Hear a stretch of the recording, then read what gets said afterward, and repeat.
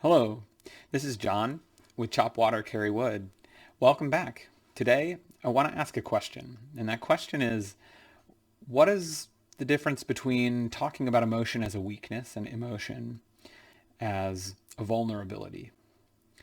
This topic came up to mind recently when I was talking with someone, and we got into a some difficult content, and they got pretty upset and started crying. And I could tell they were really feeling embarrassed and ashamed of the fact that they were crying. And we talked a little bit about their life story and some of what had brought this feeling on, or rather had trained them to believe that it was a weakness. And I got to thinking, what if we reframe a bit cognitively this idea of emotion and emotional expression as weakness, and we reframe it instead as emotional expression as vulnerability? Now, give me a second here to explain how this would be helpful or useful at all. But if we think about, say, a tank, right, in the military, it has armor, and that armor protects it. No one would really describe the armor of the tank as being a weakness.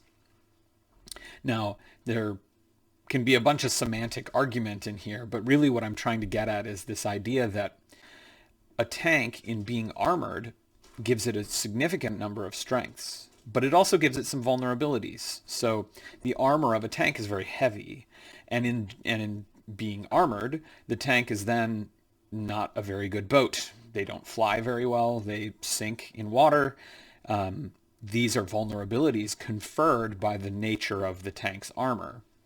And I think much in the same way, I'd like to think about our emotions as an intrinsic part of who we are that confer vulnerabilities. So while they may be upsetting to feel or something that we can be embarrassed or ashamed of when we experience them, they also confer in us an incredible strength, this ability to share perspective with someone, potentially even someone we don't know, even fictional characters, right? You can read a story about someone who's undergoing great sadness or great joy, and you can share in that, in your emotion. So I think when we think of it as a vulnerability, rather than as a weakness, just a little bit of that cognitive reframe, I think gives us the power to instead look at it more as an intrinsic characteristic of who we are, bring it sort of holistically into the picture, and think about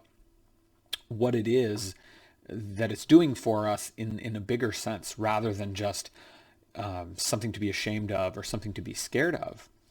And there are little changes like this that I think if we make in our day-to-day lives and in our discussions with each other about our experience, can really change the suffering that we go through. So again, today, this idea of vulnerability versus weakness, looking at a vulnerability as an intrinsic characteristic rather than just something sort of negative about it, even though there may be some significant negative component to it. And I think, again, if we can incorporate this kind of framework in our mind, that we might suffer a little less. So hopefully this has helped, and we'll talk to you soon.